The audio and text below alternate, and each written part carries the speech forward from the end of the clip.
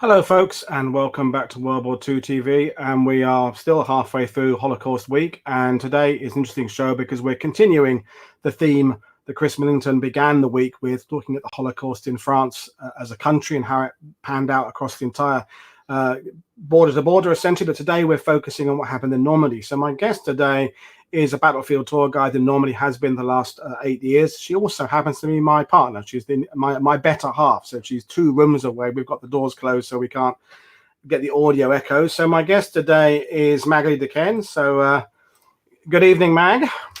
Good evening. This is a bit weird talking. Like Mag, as you know, often does some of the camera, well, usually does the camera work for me when we're outside doing an outside broadcast. But today she's turning attention to Normandy. So we've got a PowerPoint that we're going to share with you folks, and as usual, if you've got questions, please put them up on the sidebar and we'll try and address them. But we're going to start with Mag's kind of connection with this. And Mag, those who I've talked about Mag a lot on my channel and on my tours and in my broadcast. Mag, born in Saint-Lô, lived in Normandy, apart from a short stay in the USA, you've always been in Normandy. So tell us about your journey to understanding the Holocaust, the shadow of the Holocaust in Normandy. It's a kind of personal story for you. So over to you then, Mag, really. Well, thank you. Thank you for having me, Paul. I'm a bit nervous, but I'm very pleased to have that presentation about the Jews in Normandy. And well, my first connection was in the village of Emontville, sorry, in the village of Emontville, where part of my family on my father's side is buried. And we were together, we were visiting the graves, and we saw a plaque with a name, the Zucchier. And this is how it all started. As you said, I've been a tour guide for 9 years. When you think about Normandy, when you grew up in Normandy, you think about D-Day, you think about the landing, you think about the beginning of the liberation of Europe, but you don't necessarily think that the Holocaust also, was played here, was studied here. Yeah. And just to say, folks, that typically the first time we saw this plaque in the churchyard in Emontville, we obviously didn't take a photo of it, or if we did, I tried to find it and we couldn't find it. But it used to be on the war monument, and we think it was like almost hand painted on a bit of slate, and you can see it there in that second photo that I found on the internet. But it's since gone, because as we'll get into the show, the memorialization of those who were deported has now become more established in Normandy. So this, when we saw this, 6, 7 years ago, was something more of an unofficial honoring of a particular family. So we're going to do that family story later on, Mag. But who were the names you saw there? Tell us what you saw. The Zucchier family, and we're going to talk more about them at the end of the program when we do portrait of Jewish families who've been deported. Exactly. So we're going to start with a bit of the history of the Jewish race within Normandy, because France, Normandy, of course, people watching this know, has been fought over for many centuries, and it goes back to the Vikings and Romans and William the Conqueror. And so just to give a bit of context for the World War II chapter, Mag's going to take us through a little bit of a history of the region and the Jewish connections. And then we'll go through the various, the arrival of the Germans, the various changes to the laws and the regulations. And then, as Mag said, we're going to do some personal stories towards the end of the show, and then do a conclusion later on. So yeah, over to you, Mag, to kind of run us through the history. Yeah, so I'm just going to start by giving a brief history of the Jewish population in Normandy, the Jewish community, because sure, when you think about Normandy, you don't necessarily think that community is going to be big. Well, in fact, the Jewish community has been in the region since the Roman Empire until their expulsion in the 12th century. And during the Middle Age, Normandy was the region of France with the largest Jewish community. Their installation in London was favored by William the Conqueror as well. And Rouen was definitely an important center for Judaism, and Caen had a synagogue until 1306. at this date, so the 14th century, King of France, Philippe le Bel, expelled the Jews from Normandy. And the estimation of the community in Rouen, for example, at the time was 3,000. So it's quite important. It was 10% of the town. So that's for the Middle Age. And in 1976, in Rouen, as they were repaving the courtyard of the Palais de Justice, so that's the picture we have, they discover an extraordinary archaeological find, the walls of an 11th century Jewish building, which is considered as being the oldest Jewish monument in Western Europe. So that was quite a consequent community that we had in Rouen. After the War of 1870, the Jews from Alsace-Lorraine settled in Rouen and Le Havre as well. The Seine-Maritime has always been the most important, where the most important Jew community was anyway. The most recent immigration starts by the end of the 19th century in France, where you have 200,000 Jews coming from Russia, Poland, Romania, Hungary, Germany, Austria, North Africa, Turkey, Greece. And of course, part of them will be moving to Normandy. At that time, there's thousands of Jews from all over Europe who also depart from either Le Havre or Cherbourg to emigrate to the US. But for some different reasons, some will be refused the access entry and then will, well, decide to stay and start a new life in Normandy. So that's also another reason why we have an important community, specifically in Le Havre or Cherbourg. And I think we should just clarify that's often the case because places like Liverpool in England is a big port, Jewish communities, foreign communities. It's often the port towns in countries where you have the more diverse population. And the fact that Seine-Maritime, we'll break down, folks, in a couple of minutes, the 5 departements in Normandy and the various towns and the populations there. But Le Havre and Rouen being transatlantic ports like Liverpool, like Southampton, like other places in Europe, tend to have a higher proportion of non-local residents, and that's important for the story that's coming up because Rouen and Le Havre are central to the story. So, and this is, by the way, the synagogue in Rouen that was had to be rebuilt after the war, not because of any persecution, particularly by the Germans, because it was hit by the Allied bombing of June 1944. So the synagogue had to be rebuilt, and it's there's still a synagogue there. There's a synagogue in Le Havre as well, and to this day. And in Cherbourg, for example, in the Transatlantic Hotel, they set up a synagogue. So that really shows you that lots of Jewish families were going through Cherbourg, and part of them had to stay. So let's move to the estimation we can make about how many Jews were in Normandy beginning of just before the Second War. So in 1939, it can only be an estimation because when on the census that we were doing in France at the time, you were not obliged to tell your religion.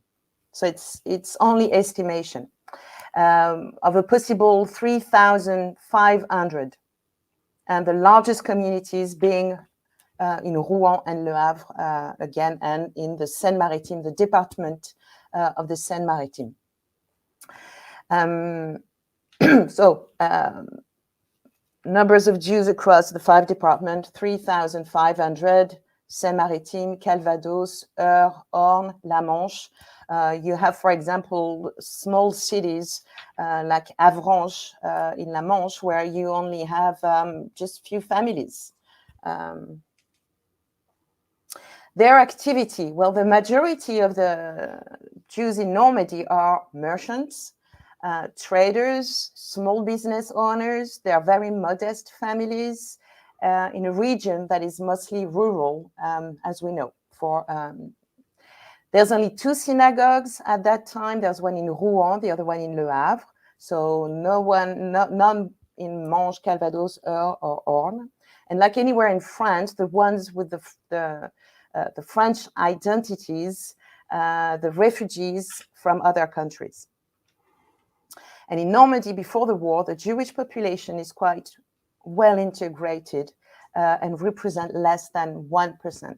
So less and than I think, the national. Just to jump in and interrupt Magali, because, and it's not just you I interrupt. I interrupt even the best-selling authors. That's what I do. But when we were doing our preparation for this, it's very difficult to find photos of businesses in perhaps Cherbourg or Caen or Saint-Lô or Le Havre that were owned by Jewish business owners, because they weren't overtly stating their religion in their windows. If you look at similar businesses in perhaps Poland or Germany, you do see lots of Stars of David, and they're essentially kind of they're Jewish merchants selling to a Jewish clientele. Though most of those who've moved to Normandy have moved for whatever, to start a new life, and we'll talk about later the distinction between the foreign Jews living in Normandy and those that have acquired French nationality. But often they're just, as far as you would see a file of shops in Cherbourg, and there'd be a butcher's and a baker's and you wouldn't necessarily know which one is the Jewish owner, because they're not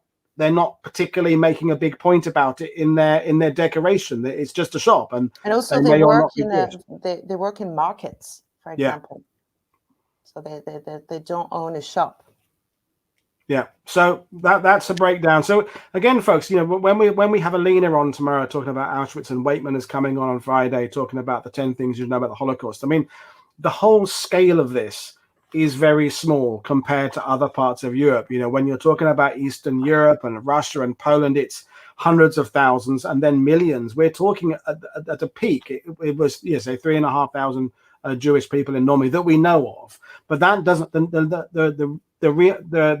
the few numbers of Jews here doesn't lessen in any way the story. It's just setting into the context. So this is not a huge story, but it's still nevertheless very interesting. So back to you, Mag. Yes, I just want to, so this is the figures for Normandy. For France at the time, there's an estimation of 300,000 Jews for a population of 43 million, just to give them. Yeah. So now we have, of course, the arrival of the Germans in 1940, and we don't need to go through the military behind that, but May 1940, Dunkirk, the Germans sweep across Europe. And then if you want to understand the French occupation, greater context, the link is in the description below, folks, to Chris Millington's show of a few weeks ago about the occupation of France in the war years. And then we've got Chris's show last week about the Holocaust in France. We're honing in on Normandy itself, but it's under the German occupation. And we're going to touch on the fact that, anti-Semitism again. So I'll hand back to you, Mag. Yes. Well, it's definitely in a context of anti-Semitism that the German occupation starts in 1940. The motivation for the legislation was spontaneous and was not mandated by Germany. So the statutes were aimed at depriving the Jews of the right to hold public office, designating them as a lower class, depriving them of citizenship, and many Jews were subsequently rounded up at Drancy and then deported to concentration camps. And we've got some of the images here because as with elsewhere in Europe, it's a gradual increasing of the rules and regulations. It starts off at one level, and then as the years pass, more and more severe regulations. So, and these all images, they're all from Normandy. So this is, I'm just jumping in here. Mag will talk about the census in a minute, but these are the gradual increasing rules. So 1940, everybody's ID card now has to be marked as Juif if you are Jewish. Everybody now has to register, particularly if you've got a business. So there's this document here is from Seine-Maritime. The middle one is from Normandy as well, about registering your businesses. And everyone starts to talk, the authorities, about the problems of the status of the Jews, the policy of discrimination, and the economic Aryanization, which Chris Millington talked about last week, which is the process of changing over ownerships of businesses owned previously by Jews to non-Jews Jewish people to then continue the businesses there. So these are all documents from Normandy. And back to you, Mag, to elaborate on this. Yes, and initially the anti-Jewish measures placed into effect by the Vichy government were directed against the Jews who were not native French, and thousands were sent to forced labor camps or imprisoned. So the first Jewish status law dated October the 3rd, 1940, and it excluded the Jews from the army, from the press, from commercial and industrial activities, and the civil service. Then the second statute was passed in July 1941 and required the registration, as you just said, the registration of Jewish business, and excluded Jews from lots of profession as well. And well, the French police agreed to round up and arrest the Jews for deportation in exchange of a great deal of independence. And in June 1942, the German forced the Jews in the occupied zone to wear the Star of David for an easy identification. And they began as well to arrest large groups and to restrict their movement of the remaining community.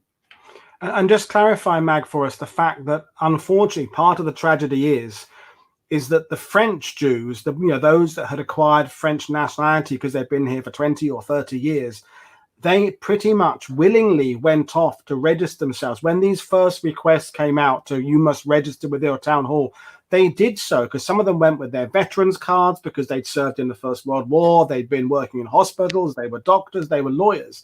So they willingly gave their information because they assumed, as it turned out falsely, that their Frenchness would protect them from what was going to happen later on. So this is important, folks, when Mag expands on the roundups later, is that the Germans and the French police knew exactly where to go to find these people because they had their addresses. There's well, I'm going to tell you a few stories later on, but yes, some families have been there for 40 years. Their kids were born there. Sometimes the father is a veteran of the First War.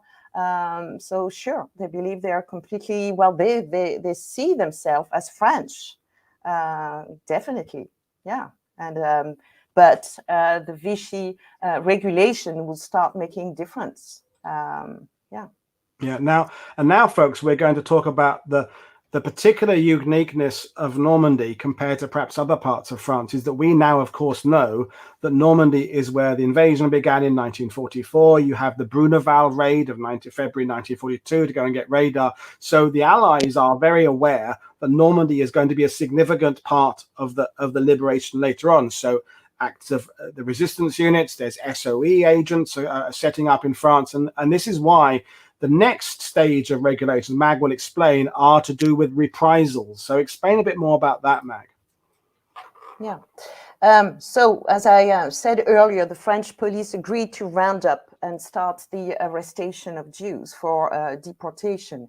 And the roundups are definitely a new step in the anti-Semitic policies of the German occupants.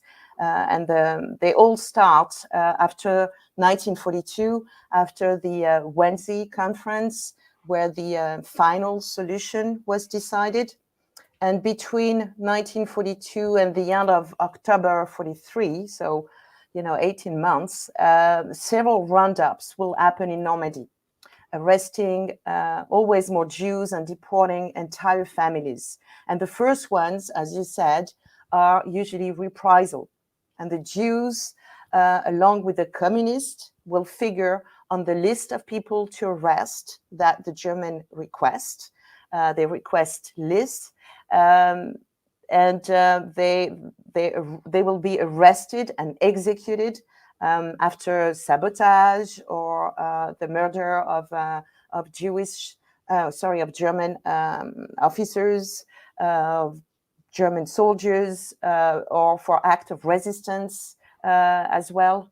And there's The first ones start in February 1942 in Le Havre, where 8 Jews will be arrested. Then we have the one in May 42 in Calvados in Héron. So I think you've got a picture. We'll get that in a minute, Mag. That one.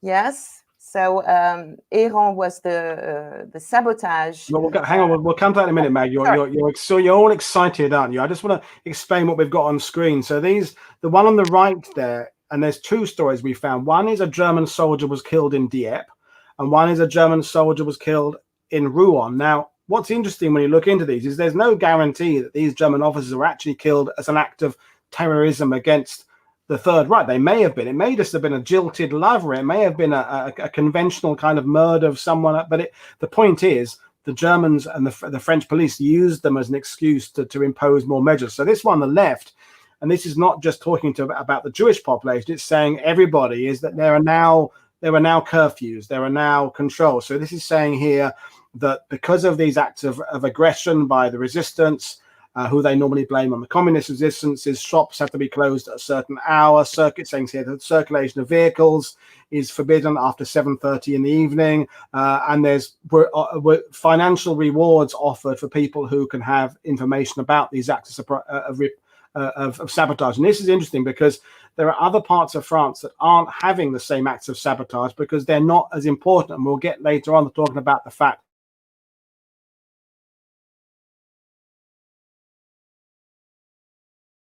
So of course there are more Germans here than there are other places because of the strategic nature. But this is the act Mag was going to talk about. So do you want to talk about it, or shall I do it, Mag? Go ahead. So this was a sabotage. The Havre train. There were 2, in fact. So on the 15th and 16th of April, a resistance worker with a couple of other guys blows up a train that was on a line going from Caen, east of Caen. And on this train was a German soldiers, possibly going on leave. With the different accounts of it, and you can see there the train was derailed, and it was a really significant act of sabotage. And 30 Germans were killed, and dozens were wounded. And these are photos from that in April. And these are photos, folks, of the German funerals that they organized for their victims. And of course, from the German press point of view, the German occupiers' point of view, this is a big way of them saying this has to stop. This is terrorism. This is acts of aggression against the nation, the Third Reich. But it does have a severe effect on the Jewish population, and this is where we're going to get to next. And here are the specific orders. And there's a document there on the right in German saying, so you can see it's the day after. So there's the event. So the 15th, 16th. So literally the next day, they're starting these increased rules and regulations. And this is where the lists that we talked about come back in, because although there's an official investigation into who actually committed these acts of terrorism, as far as the Third Reich is concerned, they don't really care who they arrest as long as they arrest somebody. So they promise that, well, you can see it, you can read here yourself, folks, that if they catch the perpetrators, then 500 people on the list will be deported. If they don't catch the perpetrators, 1,000. But these are just figures they're using. But this is where the lists, and Mag has explained how people had willingly put themselves on the list, particularly the French nationals, thinking it would protect them. But in the end, it didn't help. So back to you, Mag. Yes, and it's definitely a good excuse for the German to start arresting the Jews. And for example, for the Héron sabotage, on the list, they put 150 names of Jews. Yeah. You wanted to talk about those two? Yeah, just to give an example, folks, and believe me, Mag's got lots of stuff to say, but I just did a bit there. These are 2 people representative of those who were swept up post this sabotage act on the rail line at Havre. So David Badash was from Lithuania. He was living in Caen. Now, he was actually a member of the resistance because he happened to be, but he's on the list. He gets picked up in May, so just after the sabotage attack, and he's taken off to Auschwitz, and in his case, he survived. The second figure there, Raphael Pecker, was again a veteran of the Great War. He'd served with distinction in the French army in 1418, Croix de Guerre, and he again was a member of the resistance, and he was picked up But he was picked up not because they suspected him of being in the resistance necessarily. He was picked up because he was on the list because he was Jewish. He was a French national and thought that being on the list would protect him. And as you can see there, with 120 other men from Calvados arrested in this same roundup, he was transferred to Compiègne, then Auschwitz, and Pecker was executed by the SS with a pickaxe to the head on August the 8th, 1942. This is pre-Zyklon B and the gas chambers. And ironically, his former home in Caen ended up becoming the headquarters of the Gestapo. So this, I don't want people to think that these men who are in the resistance are being picked up because they are being suspected of being in the resistance. They may be or may not be by the Germans. The point is they're being swept up because they're Jewish, because they're on the list. Right, back to you, Mag. I'll shut up a bit. And then there's more roundup in Rouen in May 1942, in Calvados, in Orne, in Eure in July, in Manche and Orne in October. And then you have the roundup in Rouen, January the 15th and 16th of 1943, which is a massive one ordered by a German officer, again, after the execution of a German officer in Dieppe. And he's basically what they want to do is to arrest all the Jews living in Seine-Maritime and send them to Drancy camp. So the arrestation are perfectly organized, dramatically efficient, and they are done by the French police, most of the time with no resistance. So it really concerns any Jew of any age. That's why you're going to see from few weeks baby to 80 plus years old people. Then the arrestation takes place at their address during the curfew hours. So they are definitely sure that they're going to find them over there at that time of the day. They are being asked to pack clothes, covers, food for 3 days, their rationing cards as well, their identities. The people who are arrested should give money, any jewelry, anything of value. The apartments are going to be closed and sealed by the police, and all the details have to be reported. So this is really official and extremely well organized. Transport as well is planned. And for this roundup, the train leaves Rouen at exactly 5:45 a.m. to Drancy, escorted by 10 French policemen and 10 German. So over those 2 days, 165 Jews were arrested during that night, 135 adults and 30 kids. In October 22nd, 23rd, 1943, this is the last important one, the Gestapo informed the prefect that they want to arrest all the Jews.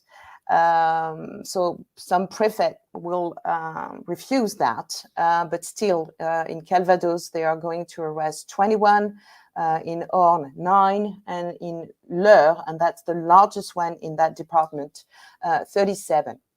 And I found that estimation that by the end of 1943, so that was probably a German estimation after all the census and the arrestation that they've done.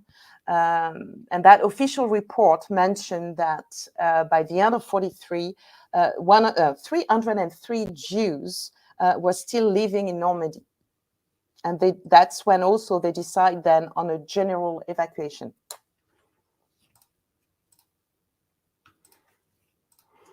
Now, when the Jews are around, this is when we get into the classification, which is always a feature of Holocaust studies, of exactly how Jewish you are and what the Germans are going to do with you. Because as we've established, a lot of these Jews living in Normandy, they've moved here, they've acquired French nationality. Some have married locally, they've married Catholics, their children are growing up here. Because we're also talking about, particularly when we get to the 1943 roundups, this is the peak of the building of the Atlantic Wall. So the Germans also need labor for the construction of all the bunkers and what have you. So some were sent to places like Drancy, who then ended up going to Auschwitz, but others went to other places. So tell us about those that went to the Channel Islands, Mag.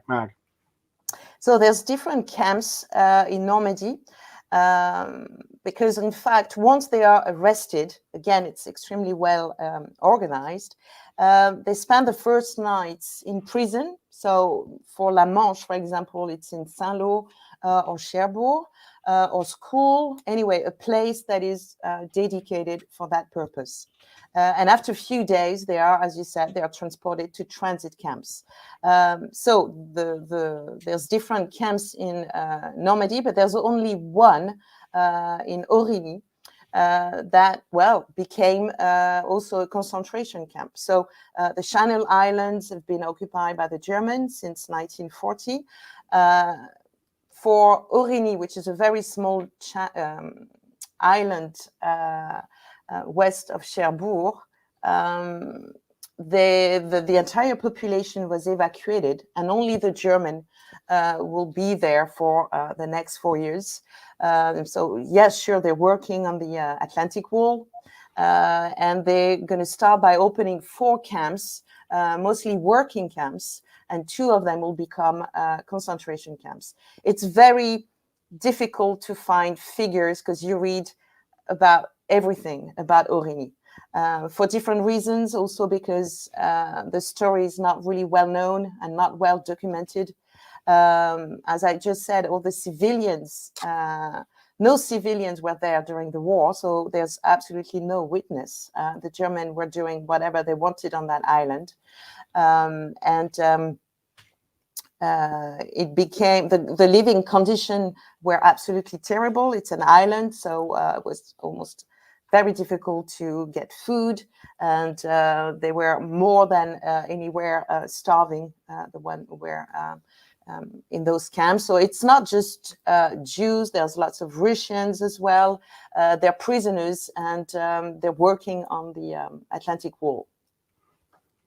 So that's when Mag says Origny, that's the French name for it. English speakers like myself, we would say Alderney. It's the same location. And now all there is, folks, of the camp is the stone gateposts there, and there's a couple of memorials there, and thousands were imprisoned there. And as I said, the low conservative estimate is 400 people died there. But you know, your research, Mag, suggests it could be several thousand who died there. Is that right? Yes, and there's a plaque, as you said, and there's a documentary. I haven't had the time to watch it, but it's called Adolphe Island. And there's also another one, and this time it's in the Cotentin.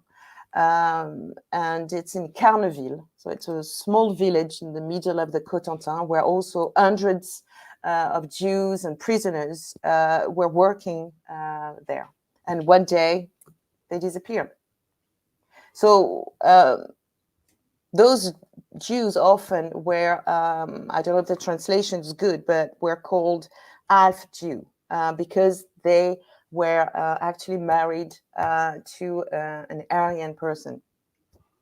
Yeah, and as we know, Hitler changed the rules as the war went on, because Adam Tooze talked about this a few weeks ago. Although on the one hand they've promised to eliminate the Jewish race and others with the final solution at Fonacy, but also they need laborers. So they relaxed the rules later on, and weirdly, if you were half Jewish or quarter Jewish, you were more likely to survive towards the end of the war, but in a labor camp working for the Third Reich, than you were earlier in the war. It was a strange paradox there, where the German need for work for labor force ended up becoming more important than their desire to kill people. But so those, if we go to the Channel Lines, there is some reference on all the to this concentration. There's 4 camps, 2 of which are concentration camps. And archaeologues.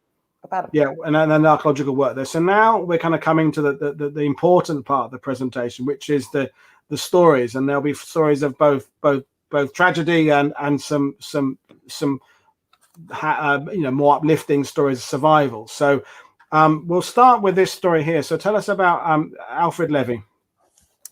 Alfred Levy. So the reason why, because I had to, picked up a few stories, and the reason why I choose to tell the story of Alfred Levy is because he was living in Montbourg, and Montbourg is where is a few kilometers away from Sainte-Mère. It's north of Sainte-Mère-Église, and it's very close from Utah Beach, and it's very close from where my family was. So Alfred Levy was born in Germany in 1915, and in 1935 he left Germany to France. He got married in 1937 and lives in Montbourg with his family and 3 kids. He, from what I understand, he has just very small jobs. You know, he doesn't even have a business. He's going to be working. It's a day-to-day kind of job, what he's doing. He works for some farms or some builders, but not really a, very modest life. Because he's Jew and he's in exile, the French and the German authorities are watching him closely. And Alfred Levy will be arrested in October the 11th, 1942, during one of the first roundup at his home by the French gendarmes during a roundup. 18 people were arrested in La Manche that day. So he was first sent to the prison of Saint-Lô and then, transported to Drancy, to the camp of Drancy. His wives and kids were not deported because she had a non-Jew certificate, which is something you could get because, some couples, only one of the 2 were Jews. So, the other partner was encouraged to definitely get that certificate. And that's the document on screen there, folks. A certificate de non-appartenance à la race juive. So it's a certificate of not belonging to the Jewish race. And that was something Chris Millington talked about this last week, that a lot of French people willingly went to go and get because they thought it would protect them. And sometimes it did, sometimes it didn't. But yeah, it's the distinction Mag is making is there are foreign national Jews, there are French national Jews, there are half Jews, there are those that would kind of consider themselves as a child Jewish, but now had abandoned their faith because they're now putting their life. There's not one type of Jewish person within Normandy. There's lots of different types of practicing and non-practicing Jews, and their classification is different. But we'll go back to Alfred's story. And Alfred Levy, who left the Nazi regime to start a new life in France, and I'm guessing he was the only Jew in Montbourg. So, and will die in a concentration camp in February 1945. And when you see that the French gendarme and the German were keeping an eye on him, I mean, that guy was, was no danger at all. It just happened to be Jew. Yeah, well, that's the thing. It just happened to be Jew. You couldn't have said it better, tragically. Next story, Abraham Druker. Abraham Druker. He was born in Romania in 1903, where he studied in Bucharest, and then he moved to France in the mid-20s. He became a doctor, and he got his French nationality in 1937, so just before the Second War. He was mobilized in 1939 and will come back in 1940 near Vire. So he's a doctor. In Vire, he will help French prisoners to escape and also British pilots. And that's the reason why he was arrested, because he was denounced in April the 28th, 1942. So we'll go to the prison of Caen, where he was interrogated by the Gestapo. Then he was sent to the Camp de Compiègne, and then Drancy, where he will be a witness of the first convoys. And in fact, he's going to stay in Drancy. He's a doctor again. So, he's going to be useful over there, takes care of lots of people. During that time, the Drucker family, so they are in Vire, and Michel was born in September 1942. Lola Drucker has 3 sons, and she will decide to go and hide in Brittany with them. Abraham Drucker was in fact never deported because the train that he was about to take, about to take him to Auschwitz, was bombed. And in fact, that saved him from the deportation. And what's interesting for those who are watching with this within France is that Michel Druker, Abraham's son, is one of the biggest TV stars in France. He's the equivalent of I can't try and think of a British equivalent. He's Jonathan Ross. He's Stephen Colbert in the USA. He's had nighttime chat shows. He's done records. He's been in film. You name it. He is one of the biggest French showbiz personalities. And what's interesting about Mag is, and this connects to what Chris was saying last week, is Michel only really started talking about his father's past very, very recently. So tell us a bit about that. I'm not even sure it's him. I think it's, reporters, journalists that started to point out the fact that he was himself concerned by the Holocaust, and that his father was arrested and about to be deported, and that his father stayed in Drancy. And in a way, Michel Druker was part of those 75% of Jews in France who were not deported. And with his family, they hide. And that's the case for 75% of the Jews in France. And I want to pick up on what you just said, because his father was denounced. I mean, and that's a word that, it's a word that has a very specific meaning. A denouncement, whether English or French, is very specific. And you are Normandy born and bred. You've lived here. Your mother and father were both small children during the time these are happening. The denouncement angle is something that is very hard for you as a Norman to kind of understand, that people are giving information about others in their community, maybe for financial reward, maybe because whatever their motivations are. But just how difficult is it for you reading about people from your region who are denouncing Jews? I mean, we must balance this later on, folks, with all the wonderful people in Normandy who are hiding Jewish children and are deliberately going out of their way to aid people and help, and the heroes. But there is this darker element of those who were part of the regime who denounce. So how do you feel about that as a Norman girl? Well, it's not just because I'm Norman, just the fact that I'm French. What really shocks me is that when it's in a very small community, it's already terrible.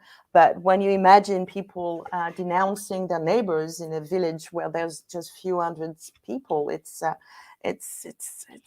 part of the worst humankind can do. Definitely.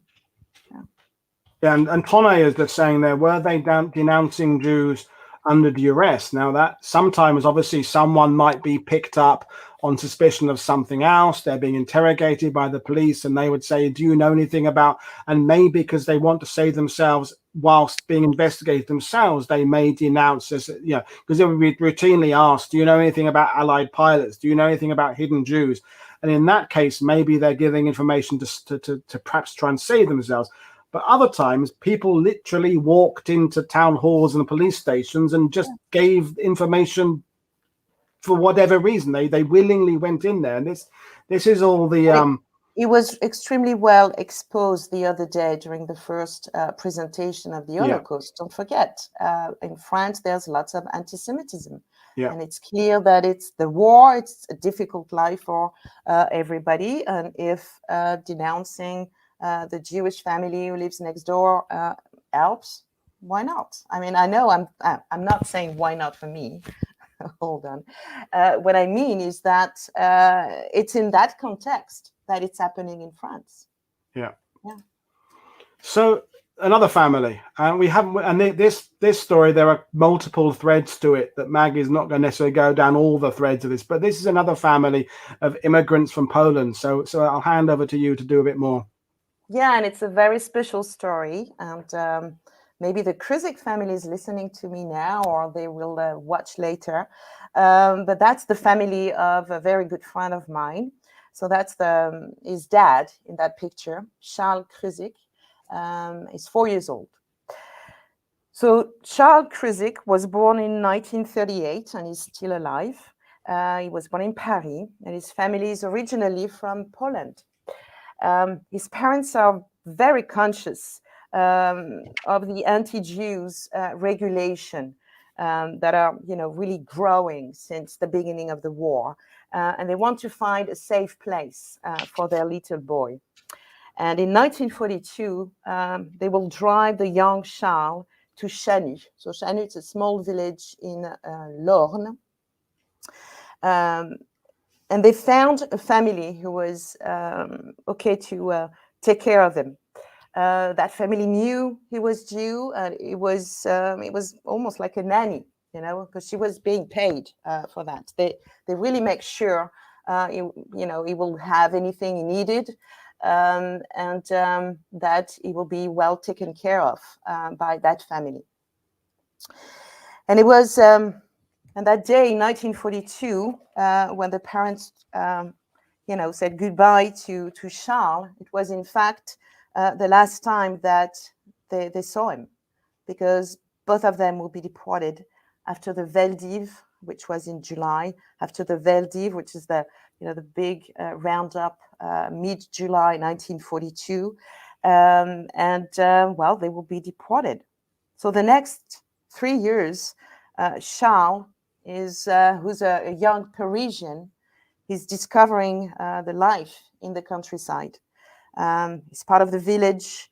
He goes to school. He goes to what we call the catechism. He's almost like any kid in the village, and he's not pretending to be Catholic, but he acts like a Catholic and goes to the catechism for that reason.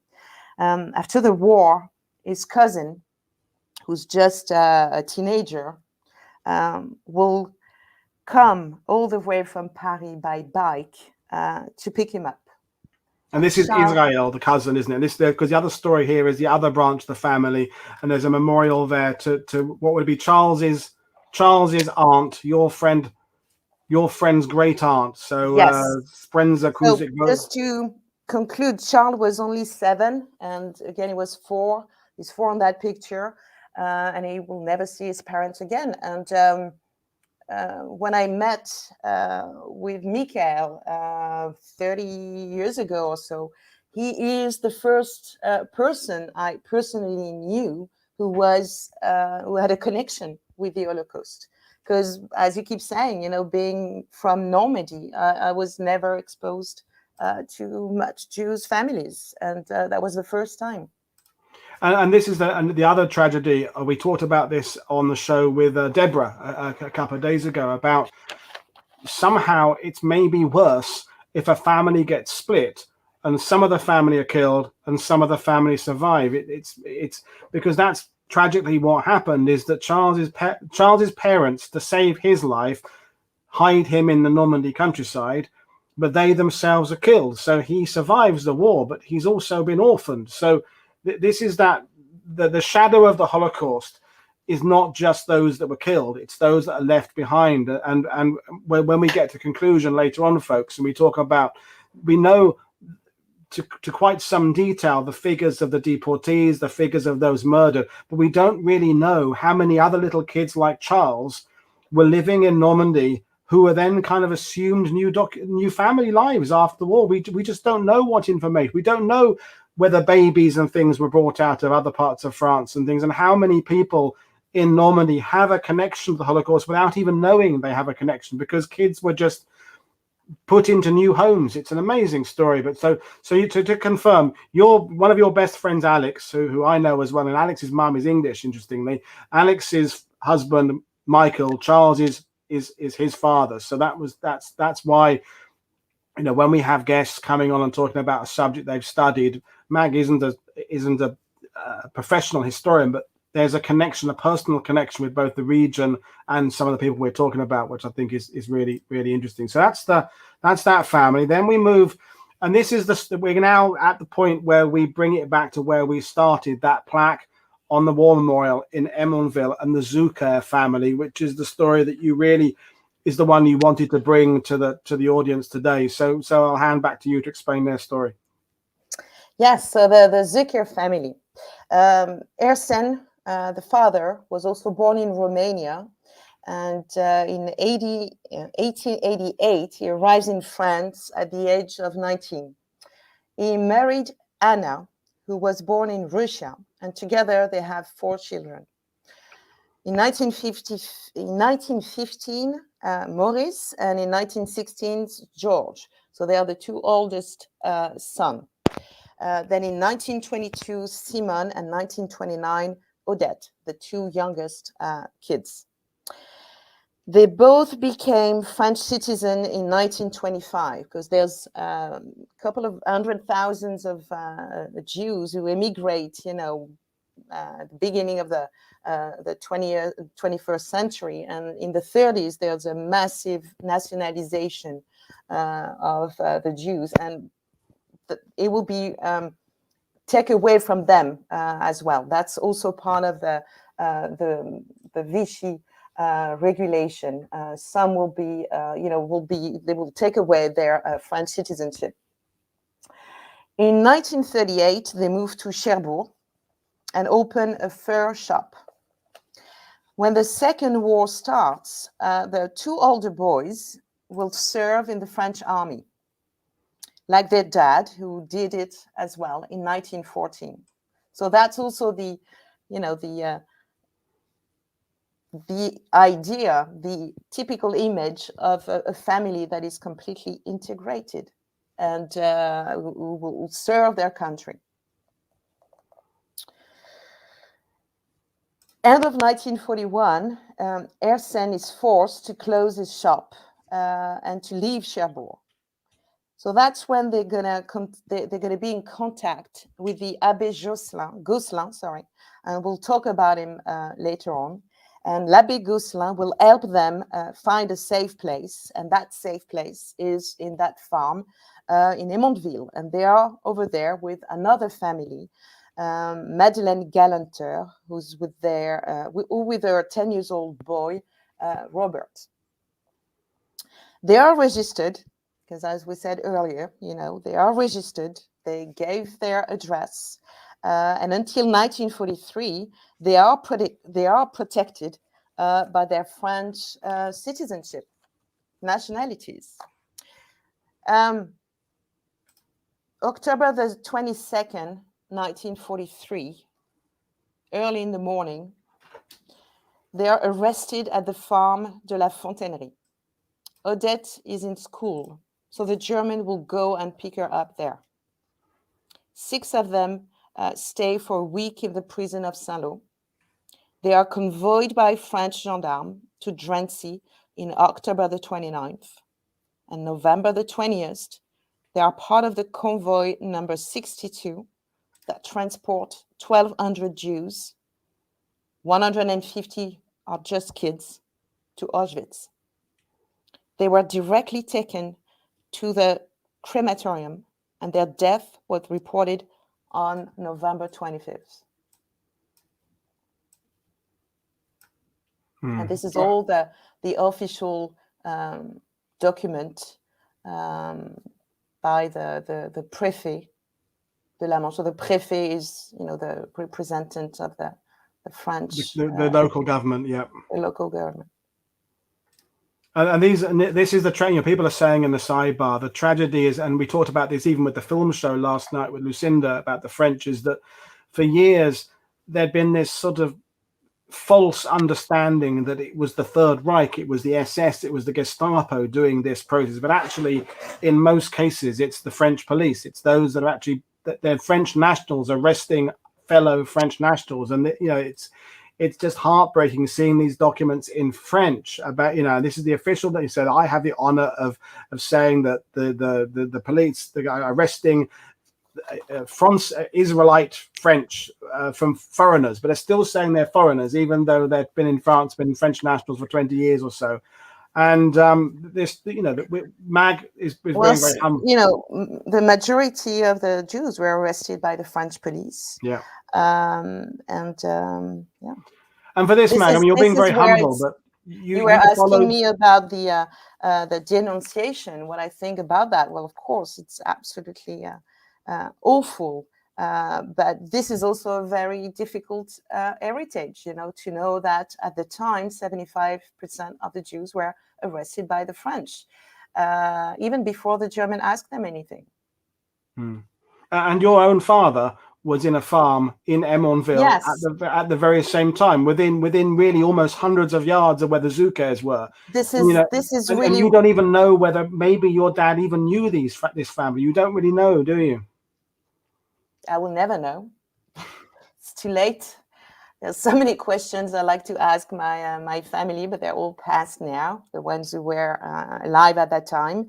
No, that really shocked me, the fact that within few kilometers, you have my dad with his family in the farm. Sure, they are occupied by German.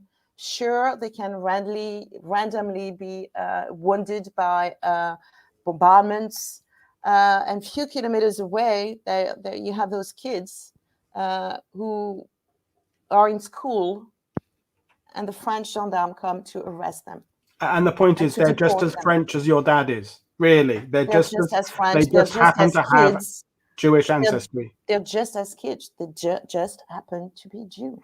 And Mag is being very humble, but Mag, we've followed the Zucker story. We've seen their names on the Shoah Memorial in Paris. We've seen their names in the book in Lyon. There's a big resistance and deportation museum there. So this has become mine and Mag's first name we look up every time we go somewhere, because we have this, in my case, a very tentative, small connection with this family, and you have a slightly larger connection with it. But this is, it's we were talking about it in other shows, it's putting a face to the Holocaust, isn't it? Because when you hear about 11 million, it's just a number. It's just a horrible, horrific, large number, but it's relating it to a family that's coming from a community where your very own family was from. It was, yeah. And we got the question from Padraig in Ireland. Did the French authorities understand what was happening in the death camps? And the answer is, at a high level and most administrative level, yes, they do. They know that what's going on, but that doesn't mean that every clerk and every guy who's driving a truck is fully aware,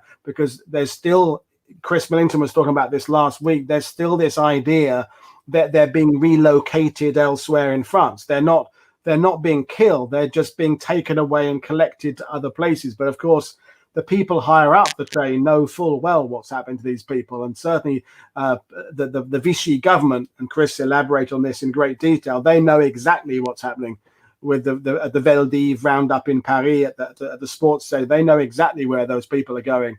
And we'll get to the figures later on. So that's the Zucchier family, which is a story you wanted to kind of bring up. And now we kind of come to the end, the conclusions. So this is some of the data. Then we'll talk about memorials and things. So back to you, Mag. Yes, again, it's impossible to conclude with exact figures, except those horrific figures of the population, the Jewish community that was arrested, deported in Normandy. So exactly 7,093 were deported. 796. We've got. What have I said? You said 7,000. Oh, sorry. I'm very. You're very nervous. It's a difficult exercise. I'm very nervous. Don't forget, folks, Mag is doing this in her second language as well. You know, it's all very easy for me. English is my first language, but yeah, Mag is doing it in her second language, and I'll do it in French after that, and I'm going to sound much comfortable. So 961 were arrested, and 796 were deported. So the difference between those two figures was some were arrested and then executed right away. Some were arrested but too sick to travel, and then they're not going to be deported. There's different possibilities. Thank you. Only 61 of them came back. Only 61 of them. But it's just an estimation, because we don't know. Maybe 100 of them decided to leave Normandy and go south. Thinking they're going to be safer going to what was at the time the free zone. So lots of Jewish families will move south, will hide, will have a fake identity. There's so many possibilities. We can only comment on those figures. For the others, it's just, well, we can only suppose, we can only, Well, these are the questions we've raised here. How many people who were Jewish would not have considered themselves Jewish, half Jewish, quarter Jewish?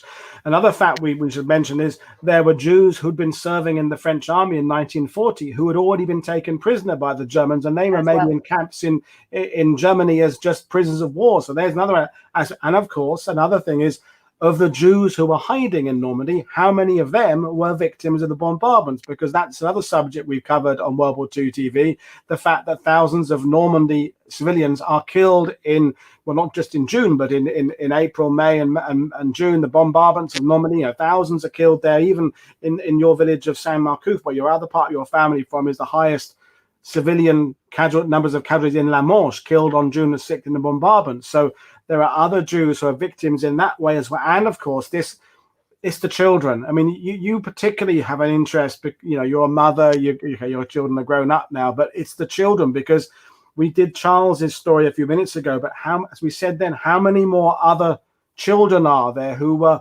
raised by other families and who kind of just got lost? They're off radar, essentially, as far as our data is concerned. But again, and this is the same as the rest of France, if you were picked up by the Germans or the French police, your chance of survival were really very low. I mean, I say 61 returned out of 800 deported. So, 90% nearly were killed in Auschwitz or elsewhere.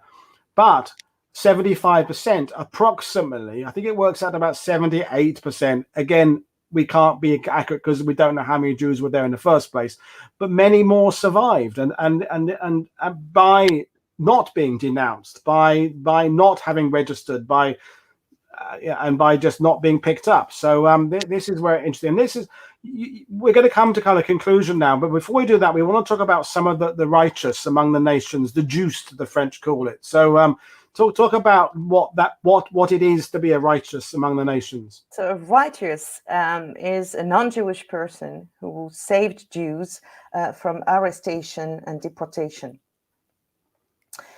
And saving a life is like saving humanity. So they were identified after the war, and they received... I'm sorry, I just read what Colin wrote. Yeah, Mag has more cousins in Normandy. I've got literally 2 cousins in the entire world. Mag has dozens per village in Normandy. Everywhere we go, oh, I've got cousins here. It's amazing. Yeah, so how do you want me to stay concentrated? Yeah, sorry. But let's go. We talked about Louis Gosselin earlier. So he's the priest. So, I mean, you can read that on the screen there, folks. But this is... explain about what he'd done. He helped the Zucchier family particularly, isn't he? Yes, so Louis Gosselin is a vicar in Cherbourg, and he's going to be helping the Zucchier family and other Jewish families, finding them a place to stay in Hermontville and bringing them food time to time. But also in Cherbourg, he will hide Jews as well, or it will provide baptism certificates as well for them, finding them places to hide, and it's going to be helping several families like that. And it will be named, do we say named, or either righteous among the nation? Given the title, I suppose, title, in 1971, and on the picture, is actually in Jerusalem, and he died in the 2010, I believe. 2001. 2001, and he was a priest in a small village of Normandy, and I also read that after the liberation, he was in Sainte-Mère-Église, and he was, giving the mass, and he actually gave one in a barn where American paratroopers were as well. They were wounded over there. And it's that I'm paraphrasing what was said in Schindler's List, but there's that bit towards the end where you say, if you save one, you said it yourself, if you save one life, save one you're life. effectively saving a nation. He probably saved 6, 7, 8, 10. I mean, you didn't elaborate. There were 6 particular Jews who were working on their service travail obligataire in Cherbourg, who he managed to convince the German authorities that they had a contagious disease by using the x-rays of other patients who did have a disease, and the Germans therefore didn't round them up because they kept them isolated. And that's the kind of risk he takes to help people. And of course, we need to re-emphasize that whether he's a vicar or not, if the Germans had known he was aiding and abetting both members of the resistance and the Jews, he's put up against the wall and shot. The Germans were not averse to shooting priests. And this is happening in Cherbourg, where we know, because it's such a strategic position, there's tens of thousands of German in Cherbourg. So in France, total, we have 2,600 who will be named righteous, and in Normandy there's 39 of them. Yeah, and I think Chris said I think that France has a third highest number of righteous people outside of Israel, but because you have to be a non-Israeli, not Jewish to be named righteous. And this person here, well, I'm sure folks, you know who this is, and I can't help but thinking of our great friend Tom Colonis, who was an American, visited Normandy many times, who every year would go to Pegasus Bridge hoping to meet the girl from The Longest Day film, who was in the character played by Irina Demic in the film, but she was based on Janine Boitard. So Janine, some of you watching this, you may well have seen The Longest Day. You've certainly read the book, The Cornelius Ryan. But Janine, who was actually not the 22-year-old kind of really attractive woman in the film, she was in her mid-30s, and she's quite well known for her work with the resistance, and you can read the full story there while it's on screen. But Janine, another person, there was a roundup occurring in her street in Caen, and she came back to work to find out how it was happened, and she went to an orphanage where the children of her neighbors were being housed. So there's a 6-year-old girl, Gina, and a 4-year-old girl, Jeanette, and she rescued these 2 girls and found them a place to live on the farm. And again, you can read it there. She goes and finds them a place to farm. And these little girls, you didn't know who this woman was, but they called her the beautiful blonde fairy, as she would visit them repeatedly during the war with more food and things like that. And again, she was awarded the status of righteous among the nations in 2001 because she'd helped these two little girls.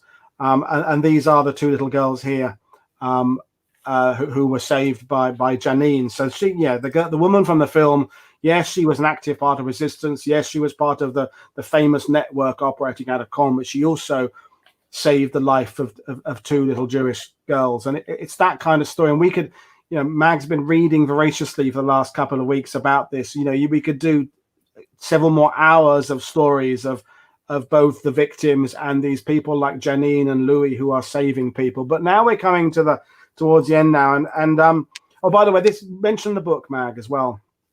Yes, so I've been using Yves Le Couturier, who's an historian and who spent the last 30 years really studying the Jews community in Normandy. So he wrote 2 books. So this one, Les Juifs en Normandie, and another one called La Rafle, which is, I think, an update, Les Rafles en Normandie, which is an update. And they are, alas, only available in French. And we met him. He's a nice guy. So, and this is where we're getting to it's not easy to bring anything positive out of the Holocaust, but you started this with the fact that you said about people in Normandy, they're aware this is the place that the D-Day happened, they're aware of the liberation, they're aware of the bombings perhaps, but tell us your journey of not really understanding how the Holocaust affected Normandy to today is really representative of what's been happening in Normandy generally, because we're going to talk about some of the memorials and things there are in Normandy now. So this is the one in Rouen. So this is a deportation list of all those deported from Seine-Maritime. This has been here, I think, sort of 20 or 30 years. This is a memorial to those deported following the Air train sabotage. So again, there's been I think this is about 7 or 8 years old or something. This one, something like that. It lists all those who were deported from that one. We'll talk about the museum in Falaise, Mag. Do you want to talk about it, or shall I? You do it. Well, it's part of the memorial museums, and it's opened six years ago or so, and it's specifically dedicated to the civilians at war. Let's don't forget, in Normandy, we've lost 20,000 civilians during mostly the Battle of Normandy, and it's the region that was the most touched by in terms of civilians as well. And the point is, they have now, when you go to that museum, the Holocaust aspect is now firmly part of the narrative. And this is going to be our positive message, hopefully, at the end of this show, is that I myself, when I moved here, I wasn't really, we all know, as a historian tour guides, we are aware of the Holocaust. But as Mag said, don't really think of it as having cast a shadow over Normandy, because Normandy is bombs, Normandy is cemeteries, Normandy is the invasion. And as we said, it's not that it's thousands and thousands of Jews being deported, but it's hundreds. But all those hundreds have a face. They all have a story. To be honest, in France, it's still a part of our history. That is extremely difficult to face. And it's only in 1995 that the President Chirac presented excuses and took full responsibility. Took full responsibility, that the French government were taking responsibility for, being part of the deportation of Jews during the Second War. And tell us about this one, because your sister. Yeah, we're struggling to face that past, because lots of French politicians were still in the political life for decades after that. François Mitterrand, the first one. Tell us about this monument, because your sister Agnès lives in Cherbourg, and we spend a lot of time as a family up there. But this is recent. This is October last year, this monument. So tell us about this one. So it's a Shoah memorial in Cherbourg that was inaugurated in October the 4th, 2020. For the year of the 75th liberation of the camps. So it was a bit postponed because of the COVID situation. And I watched it on the screen because it was also a very private ceremony. And you had the ambassador of Israel was there. You have the son of Simone Weil, who was there because he represents a very important Jewish association as well. And we have to say that the Gambetta College in Carentan played a very important part into the setup of that memorial with their history teacher. For years, that history teacher, took his students to different trips, and together they prepared that memorial. And there's the name of 99 victims, so the victims of La Manche, and 36 of the writers. Yeah, and then finally we're going to talk about these are some exhibitions. I mean, there's literally an exhibition happening next week in Normandy about Shoah dans la Manche. So this is if you happen to be in Normandy next week, you could go and attend this. It's obviously in French. And if you go to the Asville gun battery up, again, not very far from Emonville, not very far from where the Zucchier were hiding in World War II until they were picked up and deported, you can now go to the Asville gun battery and you can take a tour of 2 hours, and they will tell you about the Jewish members of the community who were living there. They will explain what happened with the deportations, the arrests, the roundups, the murders. And this is kind of the positive we're doing, is that it's now part of the narrative. And we hope that will continue, that people will think of Normandy in terms of liberation, the campaign in 1944, but also the fact that, like everywhere else in Europe, the Holocaust affected it, and it's still something that the locals are understanding and coming to come to terms with. And you're getting a question here: are the Desquesne related to the Duquesne? And yes, you are, aren't you? It's all the same name. It depends. Who are the Desquesne? Well, but you are related, aren't you? When you Yes. see a statue to a Duquesne, you always say that must be a relative of yours. So Well, it's just the writing. just a It's spelling. just and the spelling, and sometimes in official documents, it's misspelled. Yeah. So, what are your conclusions? As you've been through this process of becoming a tour guide and explaining, and now this understanding of the Holocaust. Again, I'm a guy from England who lives here. You're the person from Normandy, and you see people.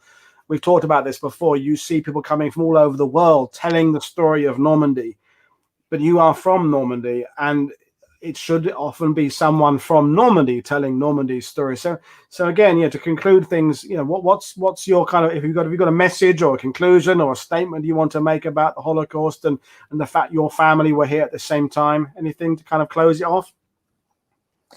Well,